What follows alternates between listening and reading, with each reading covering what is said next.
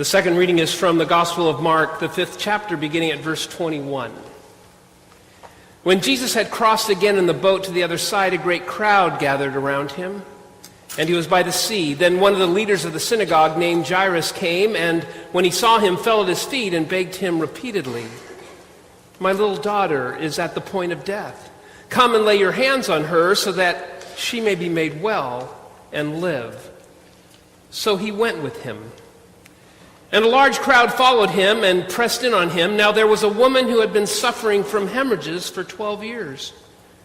She had endured much under many physicians and had spent all that she had, and she was no better. Rather, she grew worse. She had heard about Jesus and came up behind him in the crowd and touched his cloak, for she said, "If I but touch his clothes, I will be made well." Immediately her hemorrhage stopped, and she felt in her body that she was healed of her disease. Immediately aware that power had gone forth from him, Jesus turned about in the crowd and said, "Who touched my clothes?" And his disciples said to him, "You see the crowd pressing in on you? How can you say, 'Who touched me?'" He looked around to see who had done it. But the woman, knowing what had happened to her, came in fear and trembling, fell down before him and told him the whole truth. He said to her, "Daughter, your faith has made you well. Go in peace and be healed of your disease." While he was still speaking, some people came from the leader's house to say, "Your daughter's dead. Why trouble the teacher any further?" But overhearing what they said, Jesus said to the leader of the synagogue, "Do not fear, only believe." He allowed no one to follow him except Peter, James, and John, the brother of James. When they came to the house of the leader of the synagogue, he saw a commotion, people weeping and wailing loudly. When he had entered, he said to them, "Why do you make a commotion and weep? The child is not dead, but sleeping."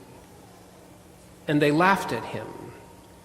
Then he put them all outside and took the child's father and mother and those who were with him and went in where the child was. He took her by the hand and said to her, "Talitha cum," which means, "Little girl, get up." And immediately the girl got up and began to walk about. She was 12 years of age. At this they were overcome with amazement. He strictly ordered them that no one should know this, and told them to give her something to eat. I don't know about you, but my life seems to have many people claiming my time and wanting my attention. Do any of you seem like every day there are voices coming from everywhere, situations, circumstances, people claiming your time and wanting your attention, and then the process begins? How do you know where to give your time? How do you know to whom to listen and to care? And so I think it's a great privilege to have options. Wouldn't you agree? Oh, come on, people. Many of you are saying, "No, I really don't like decision making. I just wish someone would tell me what to do." Well, this morning I want to share very briefly with you on the theme, who or what claims your time for attention? Who or what claims your time for attention? And how do you know how to divvy up, yes, the 24 hours you have each day to honor people's claims? Dennis was a young man in the Eastminster Presbyterian Church congregation that I served as the senior pastor from 2006 to 2011. He was from Ghana. He was a great joy to know, and one day he came to my office and he simply said these words, "I have to leave. My good friend who's just been elected president of Ghana, John Alta Mills, has asked me to come. I love John. We've been friends our whole life. I must go." And I simply said to him, "Well, Dennis, how do you know you're supposed to go?" "I hear Jesus' voice with him on the phone." I've watched John's life do Jesus' work. John has claimed my time for attention. I must go. I literally sat in my study and said, "O ye of little faith," talking about me.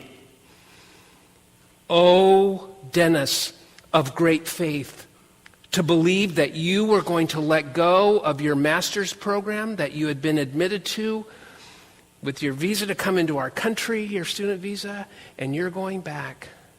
Well, he continued the story. John grew up in a fatherless home, and he was making his issue of his presidency to begin to deal with the fatherless problem in his culture. Thousands of children living on the streets, from absent fathers to too busy fathers. Who or what is claiming attention on your time? Who is claiming time?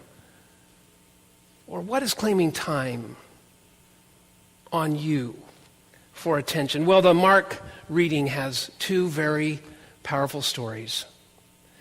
The first, Jairus, who's watching his daughter die. He runs to Jesus. Oh, his daughter has claimed his time for attention, and he knows the healer is in town, and he goes. And then there's a woman who's been bleeding for 12 years, who just gets herself into the crowd and starts finding Jesus and then touches his garment. Oh, this woman made a claim on Jesus for his time, just like Jairus. But something had happened to both Jairus and this woman, that they knew that Jesus made a claim on their time for attention. You see, it works both ways, does it not? Who or what is claiming time for your attention today? And who will get it? Or what will get it? Are you aware right now that God, the one who knows you the best and loves you the most, has made a claim on your time because he wants your attention? So I leave you with this question today. How do you claim time on Jesus for his attention? How do you claim time on Jesus for his attention? Well, the answer, I believe, is quite simple. It is this: believe that Jesus has your best interest in mind. Did you hear what I said? How do you claim time on Jesus for attention? You believe that Jesus has your best interest in mind. What or who claims time on you for attention?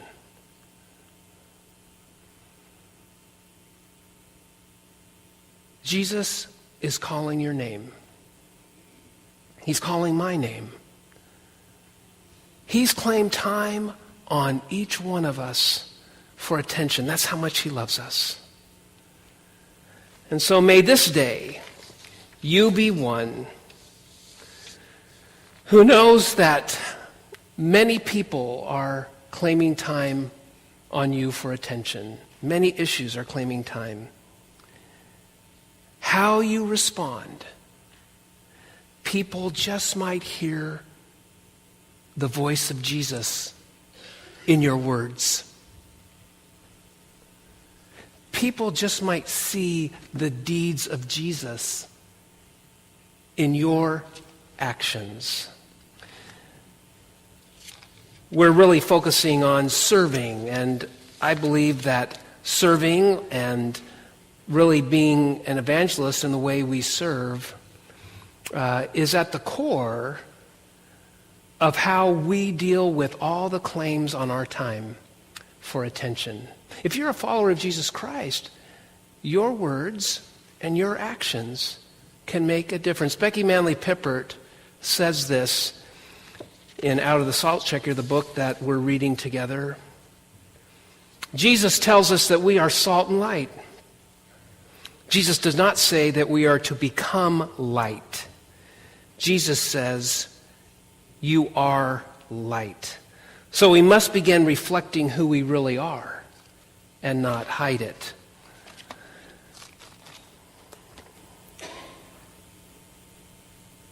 That's been helpful to me this week, to be reminded that I am light and I am salt. That's who Jesus says I am. That helps me discern when I speak and how I act in those situations where time is being claimed from me, for my attention. And may it be so for you, even today. Who or what claims your time for attention? Just know that Jesus is first in line, and he wants you to be like Jairus and the woman. Believe that he will meet you exactly where you need to be met. Amen.